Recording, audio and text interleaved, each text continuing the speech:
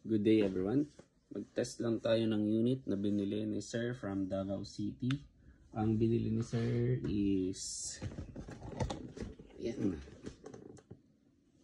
VFC Marksman 9 gas blowback PCC. So made in Taiwan ito by VFC. So unbox natin. Medyo malaki kaya hindi masyadong makita. Pero so ito yung unit. And saan yung magazine? Nandito yung magazine. Ang VFC Marksman is wala talaga siyang out of the box rear and front side. So PCC siya, intended for or recommended na lagyan siya ng red dot. So ito yung magazine niya, 50 rounds. According sa buyer is compatible ito sa WE or TTI Glock magazine. So check natin for leak.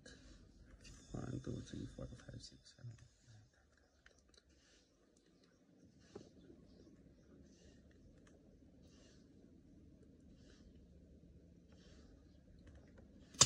Okay.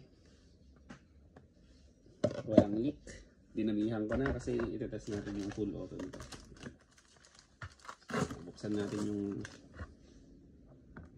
iwan na natin itong magazine dito. So ayan, unbox natin.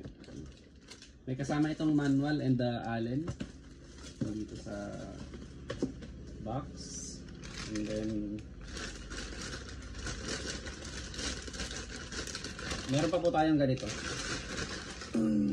sa mga gustong bumili. So ibaba muna natin yung ito na lang. Ayan. So ito siya. So ang feature nito is steel internals, then CNC aluminum na bolt carrier, then steel mag catch, then yun. Yan. So, yung kanya, yung trigger pull niya is yun. Okay.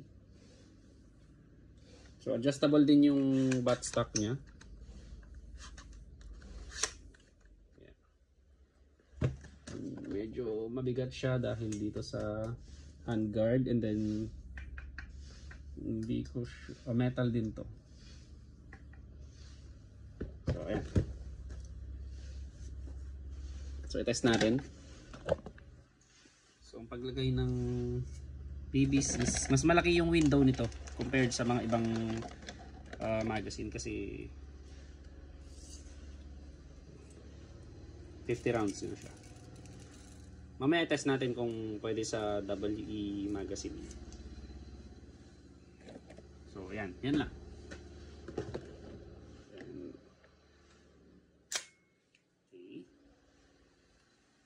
So, tignan natin yung BBs kung makikita.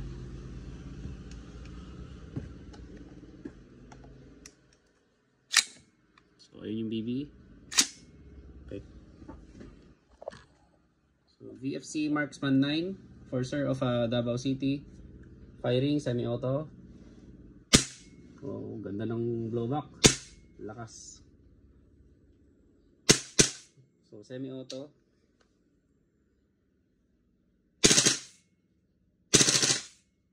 Okay.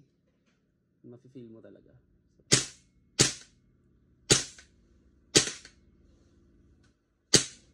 Okay, nag-slide stop na siya, meaning wala nang bala. So kapag nag-slide stop, either pwede nyo pong pindutin itong bolt release niya, or hilain nyo to. Hilain nyo ulit yung charging handle.